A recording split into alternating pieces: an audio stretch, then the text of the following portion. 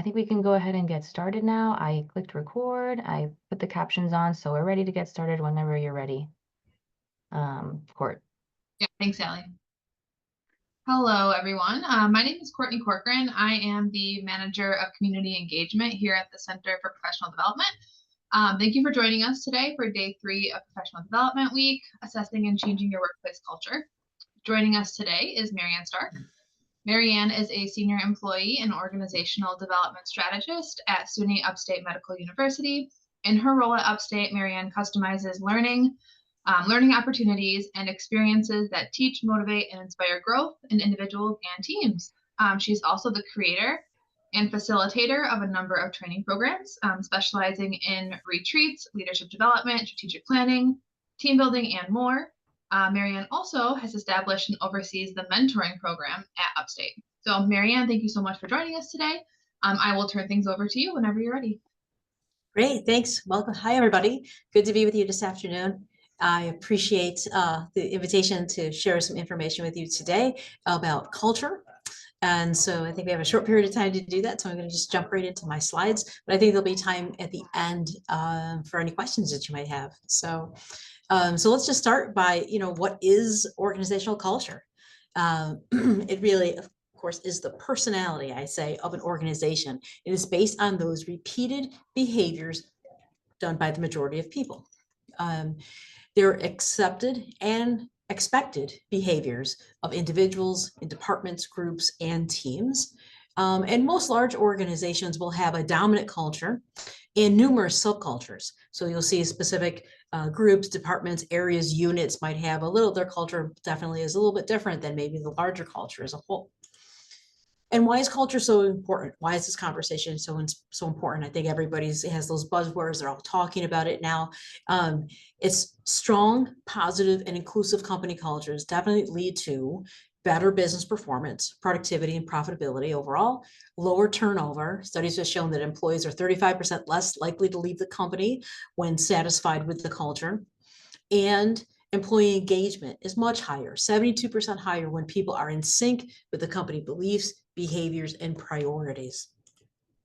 So how was culture generally formed? We see it in a couple different ways. One is definitely in the stories that are told, stories that are repeatedly told. So think about these in your institution. What are they? What are those stories that really anchor the present to the past and maybe provide some explanations or example for why you do the things that you're doing now? Or there might be some of those larger than life personalities on campus, or people who have recently retired, that all of those stories get retold over and over again. And are they positive stories or negative stories? So there's rituals that we all do. There are those repetitive activities that reinforce the values of the organization. Just kind of think through in your mind, what do we do here? What are those events that we look forward to every year? Is the company picnic, is the milestone anniversaries, is it award ceremonies, things like that. Then we also might have some material perks as well.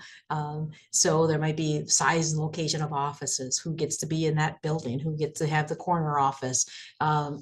Maybe there's our benefit packages. Maybe there's, particular employee of the month parking spaces and things like that. If parking's really pretty premium around here, so it might be on your campus as well. So, but there might be some of those material things. And so what are those perks that are given for those recognition pieces? And then we all have that unique language that we have, our own internal jargon, our alphabet soup that we use around the campus. There's abbreviations that are used over and over again. Those words, those things that we always refer to as, in the old days, the mainframe computer is the big iron, or high potential learners are HiPos or A1 performers. So think about all these 4 areas and what might be some of those pieces for your particular campus that is helping your culture be what it is, stay, or, that we need to change and look at in order to get the changes that we're looking for. Are they healthy or not? Is it positive or negative? And how are cultures sustained? How are they maintained? I really believe that they begin with the hiring practices. So what do your hiring practices look like? Who's coming through the door? Who's interviewing people? What questions are we asking them? Are we hiring little mini me's? While that might sound good, it's probably not great for teams. So relook at your hiring practices, because we could be hiring the same types of personalities, and that really interferes with our diversity of thought. We might get that top management behavior. We're hiring people just like us, and so you're more likely to sustain your culture if that's happening to you. But our top management behavior also sends the message about what the culture of the institution is, because if it doesn't start there, or if there's not accountability to that, it's very, very difficult to change. But that's what people are modeling themselves after. What are those messages? What stories and rituals and all the things we just talked about does the top management talk about as well? And then how do we socialize all of this? What does your onboarding practices look like? How are those same stories and all of that stuff really shared with the rest of the population? That's where they're getting it: orientation, onboarding, welcoming pieces. So, and there could be some other things too that might be unique to your organization, but that's how your current culture is being really sustained. And it's great if you have a strong, healthy, positive culture, but what happens if you don't? So how do we go about changing the culture? The culture is most likely to be changed, most likely occurs when it has to. There's a dramatic crisis. There's been something awful that's happened that hit the front pages of the newspaper, so to speak, that forces us to look at that and say, this is no longer acceptable on our campus. There's a turnover in leadership. New leadership at any level, if it's the president or department managers, leaders at any level, whenever there's a turnover in that, the dynamic will change again, and your culture is going to change based on the expectations, that expected and accepted behavior of the new leadership coming in. And it's more likely to change if it's a younger, smaller organization as well. It's easier to change that way. It might not be as, strong or anchored into it yet. So if the culture is already weak, it's a lot easier to change as well. When people call me in and say, Mary, we really have problems with our culture, we really need to look at this, it's becoming problematic. So I come in and I would really do a 7 components an assessment, and I call it a cultural audit. And these are the things I thought I would share with you today about, what really are the 7 components of culture, and what might I assess if I was to come in and look at the culture. And then we'll talk about how do you change it then once you've made that assessment. So the first thing I look at is organizational pride. What are employees really saying about your campus, the company? And is it positive or negative? How are they describing their work environment? What are their opinions about what you do and how you do it? So how much pride do they have in working for your institution? The second thing I look at, of course, is teamwork. How are people really working together? Is there high levels of cooperation? Do they compete against each other? Are they collaborating with each other? How is information shared? Are people holding things really close to their chest? Is it transparent? Is everyone working toward the same goal? Do they even know what the goals are? Is there a strong hierarchy that's keeping people from feeling like they're really part of the team? So who's around the table and how are they working together? Of course, we're going to look at communication. How is information disseminated? Is communication one way, top down, 2 ways? Is it is input allowed? Is it utilized? So we might ask for people's input, but if they never, use anything that you said, it could be problematic. People might, say, well, it's not trusted anymore. So how are meetings done? I'll sit in the back of the room and watch people's meetings and think about how they're being run. What's the agenda? What's on the agenda? Who's involved? Are people participating? Do people really feel like they know what's going on? Do they feel like their contributions are being recognized, managed well? And how are those changes happening? How are changes communicated? And really another big piece, how are the conflicts managed? And are they managed at all? The 4th piece that I would look at is rewarded behaviors. Not necessarily the rewards that we give to people, but rather the types of behaviors or actions that people get rewarded for. They certainly value some behaviors maybe more than others. Are people who take big risks rewarded? Do we really value that in our environment? People who are pretty assertive and speak up all the time, are that rewarded more than others? Those who express different opinions, is that behavior rewarded? And likewise, are some of those things punished? So we really look at what behaviors in the organization is being rewarded that we value. The 5th component that I look at is accountability. How are you held accountable? How are people feel like there's accountability in the organization, individuals, teams, departments? Do they meet standards? Are they meeting standards? Are they meeting goals? Have they talked about expectations? Is it okay to hold peer-to-peer accountability as well? So, and I also look for, is it accountability for both performance and conduct? Because I think sometimes we settle for less, right? And I always talk to people about being clear with expectations and raising the bar for performance and conduct, because we need both in our environments. And so how are those standards being communicated, talked about? Do people understand them? Do they understand? Are they reasonable? Do they feel the accountability is too lenient, too severe? Are certain people held accountable, but not others? Is there a perception of favoritism? So that's a big component that we look at in this cultural audit. The sixth component of this that I look at is decision-making powers. How involved are individual staff members in making decisions about the work that affects them?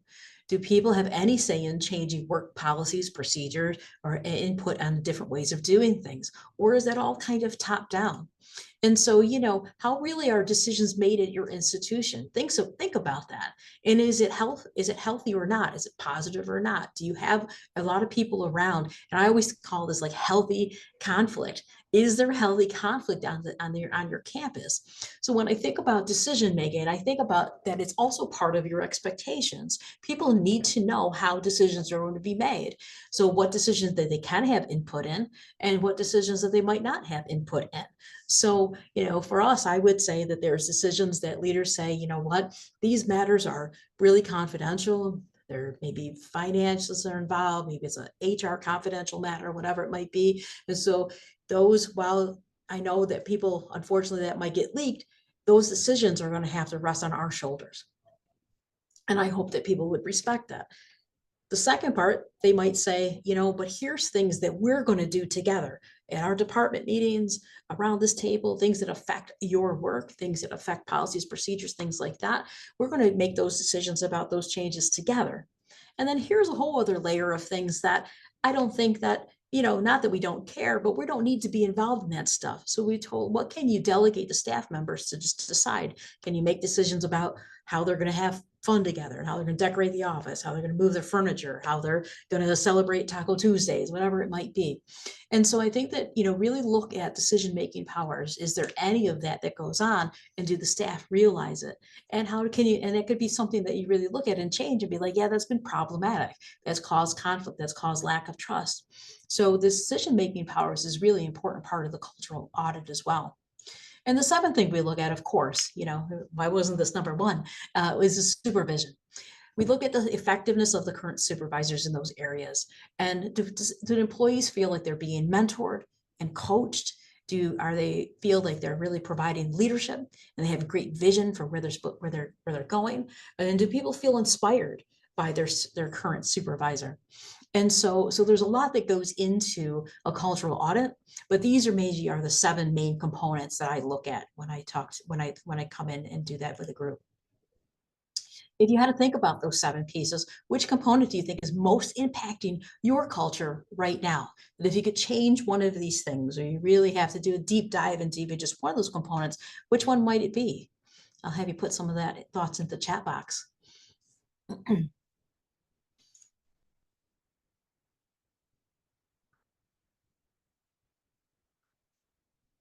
So some people have asked for the slides, and I think I usually do send those over to our folks in the CPD. So think about, again, your campus. There's these 7 components of culture. What's most impacting your culture from being the best that it can be at this point? Okay.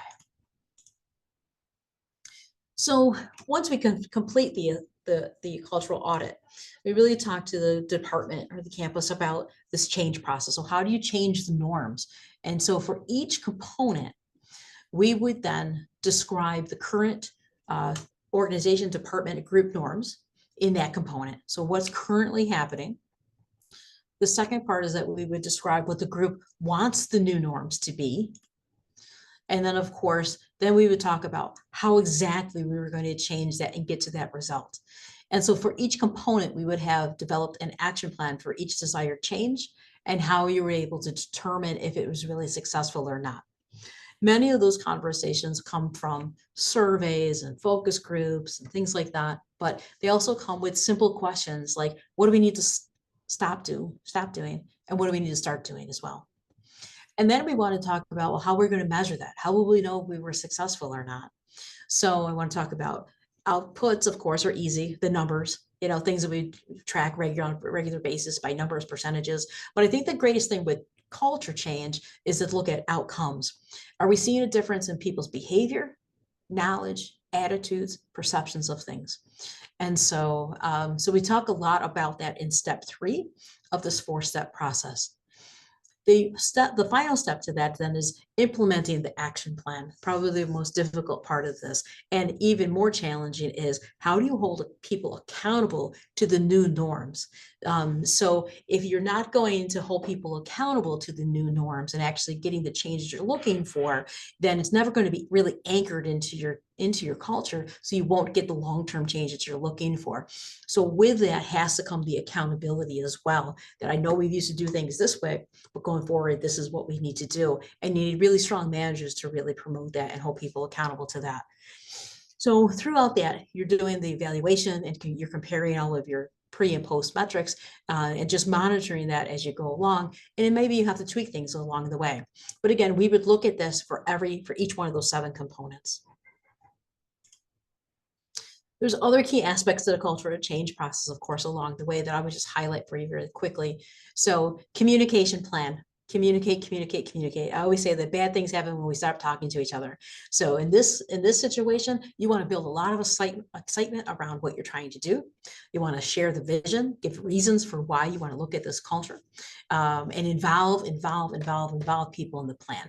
Okay, so the more they're engaged, the more likely you're going to get the change that you're looking for. So they have to understand why we're doing this, how it's going to unfold, how it's going to impact them in order to get the buy-in that you're looking for. So, and like I said previously, it's going to likely include a lot of employee satisfaction surveys, engagement surveys, conducting focus groups. So we're going to need a lot of people around the table to do this. We want to empower cross-functional teams probably to review those 4 components we talked about early on. I want to have a cross-functional committee of people from different departments, different jobs, review the stories. What are you hearing? What stories are we telling here? Are they healthy? Are they positive or are they negative? What should those new stories be? We want to talk about those symbols, those rituals, the language that we use. And I think that that's best accomplished by having cross-functional teams doing those pieces. And so think about those and develop new ones and how to incorporate this in our daily practices. We want to evaluate to make sure that any of those changes initiatives are having the expected result. Sometimes it results in something different that we weren't ready for. So you have to be prepared and flexible to be like, okay, let's stop that. What's happening? Why is that derailing a little bit? We want to reevaluate, tweak, and retrain again, perhaps too. And then, of course, never forget the celebration part of change. Anytime, any milestone that you reach and accomplish, I think you want to give kudos to people, and that keeps them motivated when you can celebrate some of those milestones, because it's a long-term process. This is a process. It's not just a task and it's done. All right. So and you want to be able, again, to hold people accountable to these new norms, because if not, all this work will be for, a waste of your time. So you really want those changes then anchored into the culture so they can be long lasting. And then I would probably review it every year, similar to a strategic plan. Are we on mark? Are we not? What needs to be changed? What else needs to happen in this process? I think, when you think about how do you know that your change is successful, Tim Noster's model and oldie but a goodie, his visor model really sums it up for me, that they need to know the vision, right? People need to understand the reasons for the change, and you want to be able to communicate that plan with clarity and excitement. What's the incentive for change? Why are we doing this? How will it benefit them and the organization? And you can only do that when people are engaged thoroughly in the process. Do people have the skills they need to do the changes that you want them to do? People become very anxious and even negative when they feel they lack the skills to perform the new expectations. So whenever you talk about this, also make sure that there's a training component to it, so people are really clear about that and can add those skills they need so they become comfortable in doing what you've asked them to do. And what's the action plan? So share the specific steps like we just talked about in our four-step process and how they'll be implemented. And we talked about tracking and celebrating along the way. The last piece of that is your resources. Staff need time to participate. They might need new tools, training. There might be a budgetary piece to this and other resources to implement in a positive manner. When you can think ahead about those things and remove those barriers, you're more likely to have a successful change process. Because the results of this, right? If any one of those components are missing, here's what happens. And we've probably have all seen this in our environment. Certainly, if you have all of those great pieces, you're going to get the positive change you're looking for. But if your vision is missing, if people don't understand why we're doing it, it results in confusion. If the incentives are gone, it's like, well, why should we change? The change is too gradual. And after a while, people are like, hey, are we even doing that anymore? If the skills aren't there, we talked about that. It's going to lead to people feeling really anxious and have a lot of anxiety that they can't do it, what you want them to do anymore. If you don't have that action plan, that's a false start. People are kind of all over the place doing their own things and it's not really organized. And if you don't have the resources, then all of those great ideas, it just results in frustration. And how often have we been there with some of our change processes before? So changing your culture isn't any different. So it was very quick. I see a lot of stuff in the chat box. I wanted to give you a lot of time to ask questions, share your thoughts about things, and really, what will you do with this information? Why did you come today? What did you hope to learn? Did I give you a nugget that will inspire you to go back to campus and be like, you know what? We probably need to make this assessment. And if you share some of your thoughts on that, that would be great. So, and Allie, I don't know if you're going to monitor the chat box or if you want me to quickly look through it. Yeah, I can go ahead really quick. Yeah, go ahead. What you got? So I think some people are responding to the impact. If you had to do one thing that's really impacting your culture right now, there's a lot of the decision-making pieces are in the chat box right now, and the communication and accountability for sure. And those are very typical that we see. They lead to so much frustration. I don't see anything in the chat box right now, but if anybody wants to share or any questions at this point, feel free to unmute too.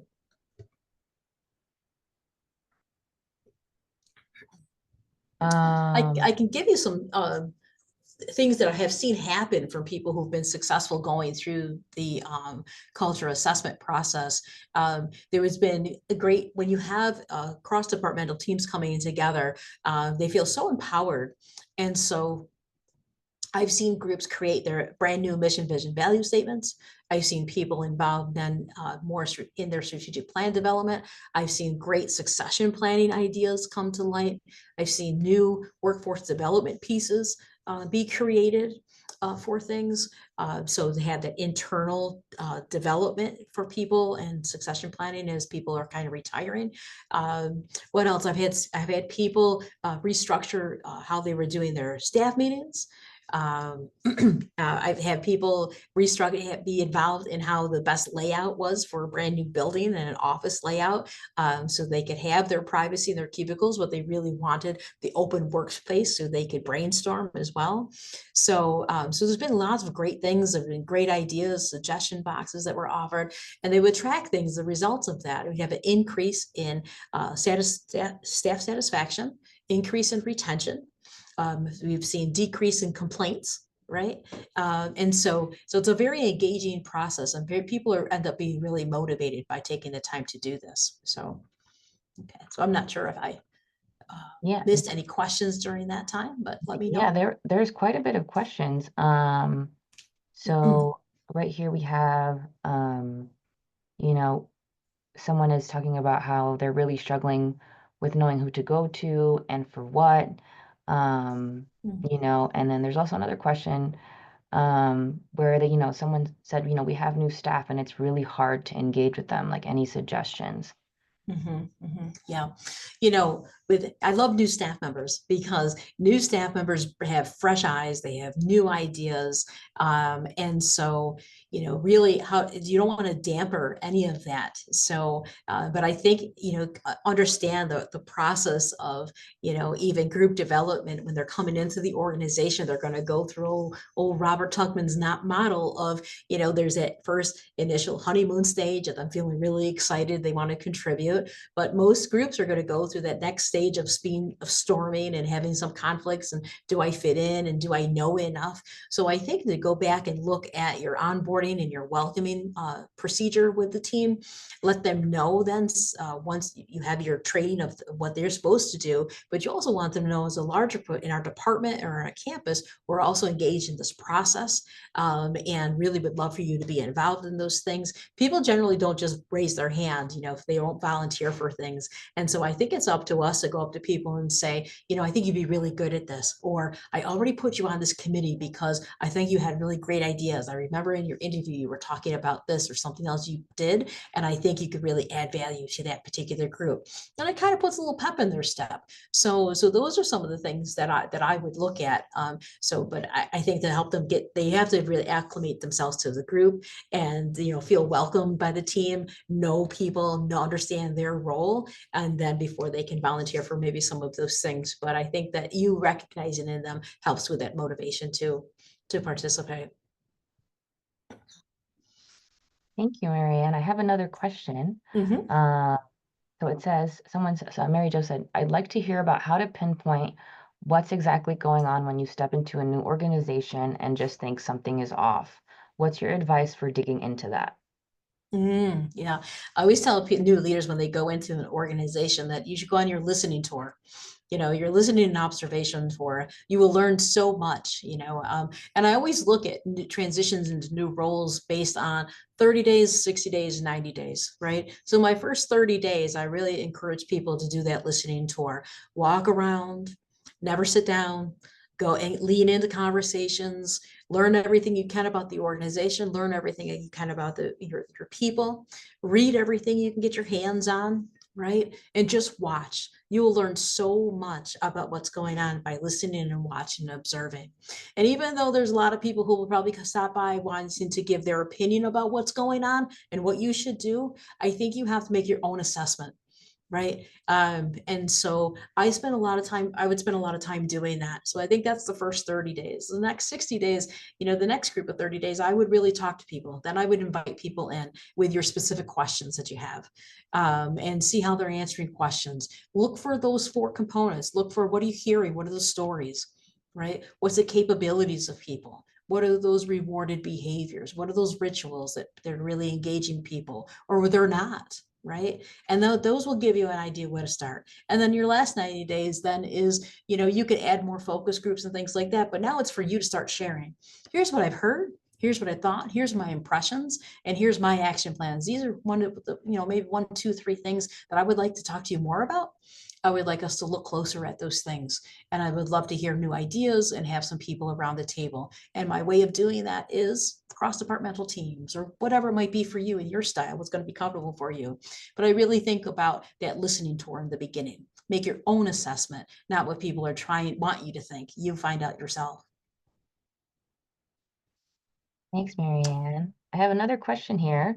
What if the problems with culture are with the leader, but everyone else is eager to change?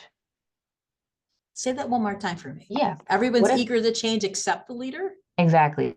Yeah. That's the toughest part. This is the whole leading up aspect of this. So how do you accomplish some of these things if the leader themselves is reluctant or don't think that there's a problem, right? And so again, think back, how is the culture being sustained? It's probably being sustained because of the leader.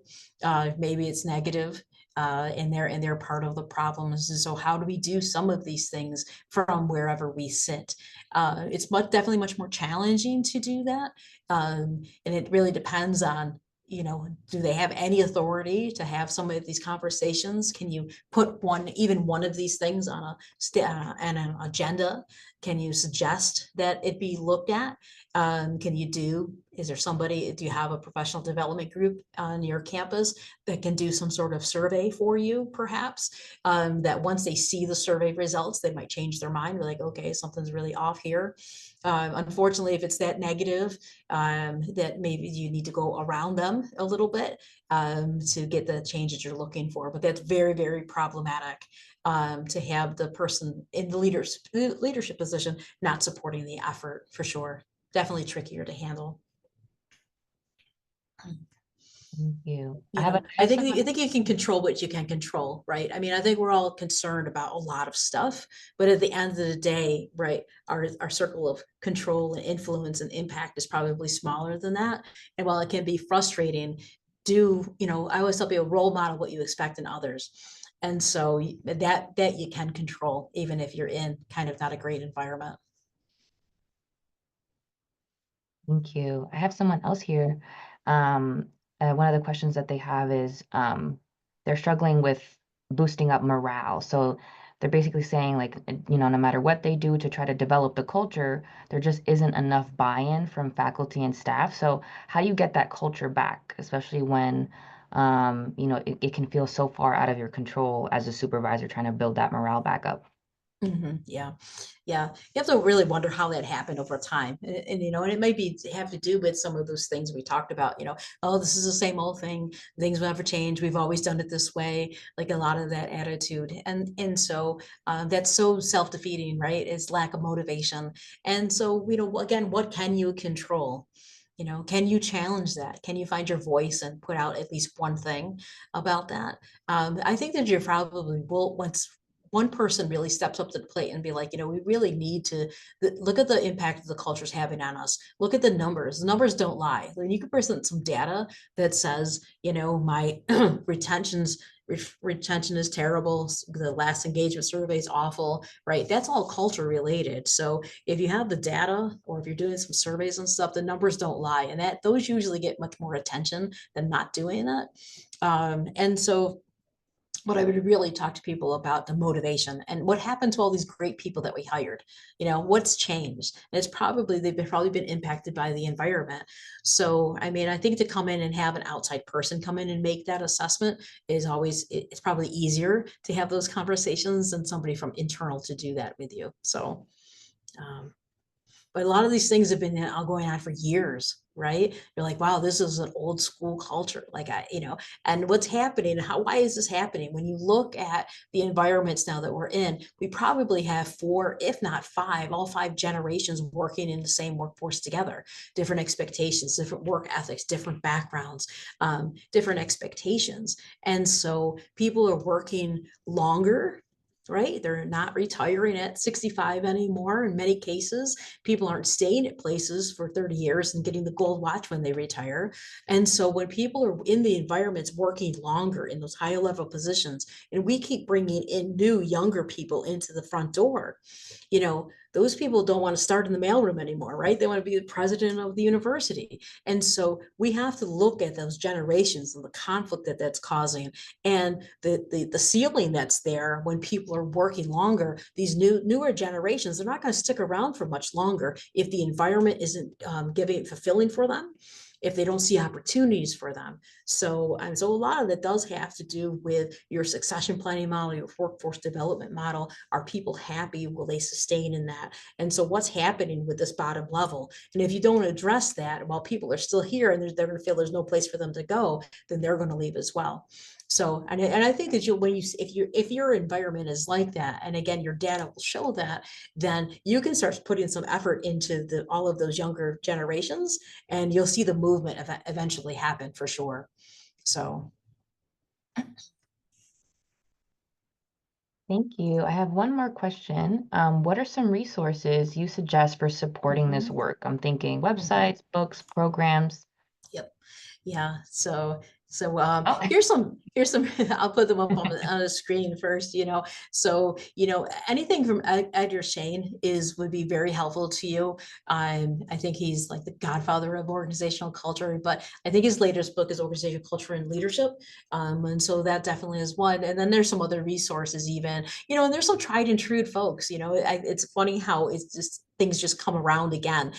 So like Leading Change and Nasser's model, those are kind of old resources, but they're tried and true. And all of a sudden, new generations are looking at them again. So I wouldn't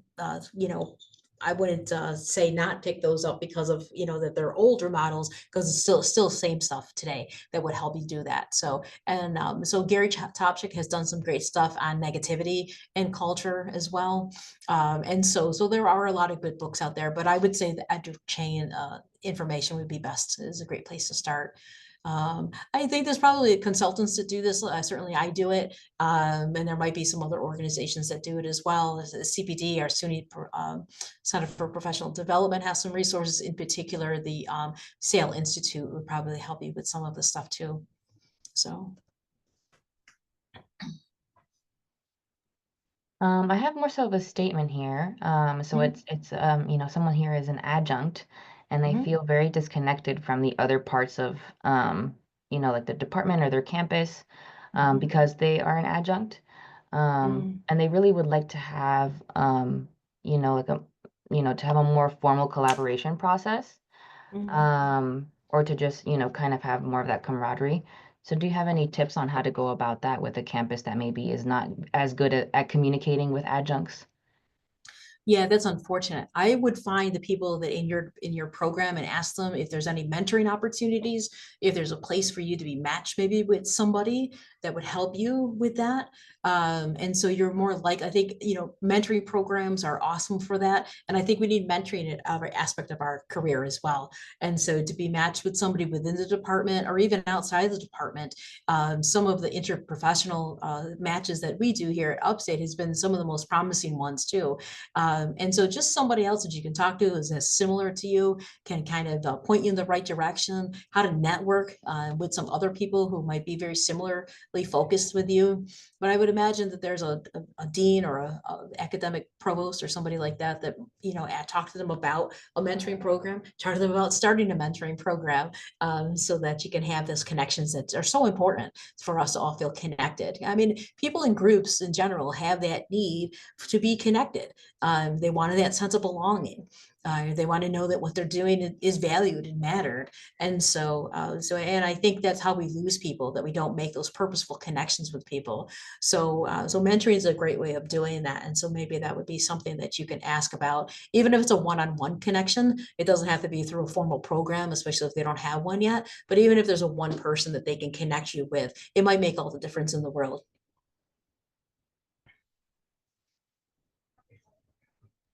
Thank you. Um, it seemed there was another question. Sorry, I'm trying to see the other question. It just like disappeared. Mhm. 1 second. Um, hold on. Courtney, do you mind reading off that last question? For some reason, my chat box is not popping up. Yeah, of course. The last question here says, how do I convince my department that I should have a seat at the table?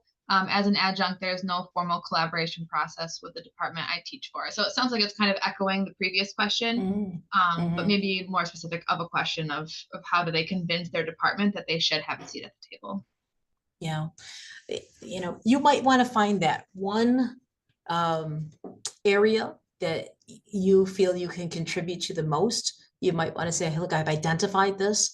I have a suggested plan. I've done this before. I'm happy to help you with this.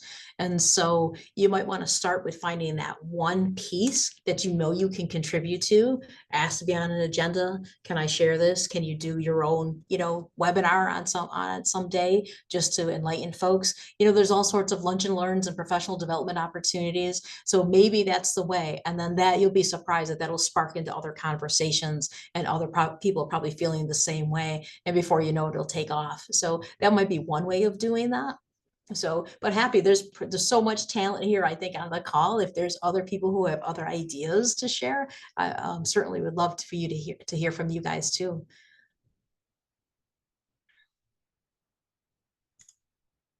Another question here. Are there positions for adjunct spots on shared governance committees at your institution? Oh, is this for someone else? I'm not sure. At Upstate, we have a shared nursing and shared governance in our nursing department. You know, we're the Upstate Medical University, so we do have the academic campus in addition to 2 hospitals. So that's a shared governance is definitely a model that our nursing department definitely supports and utilizes. But I'm not sure about that on the academic side of the house. If that question was for me, it might be into somebody else. Thank you. Yeah, I have a lot of people asking for the slides, so I guess if you don't mind I emailing, and then absolutely I can will go ahead and mass send it out. Yes, I will send them your way, Allie, to give those to everybody. So. Awesome. Thanks, Marianne. Sure. Looks like are there any other questions in the chat, or if anybody wants to unmute before we close?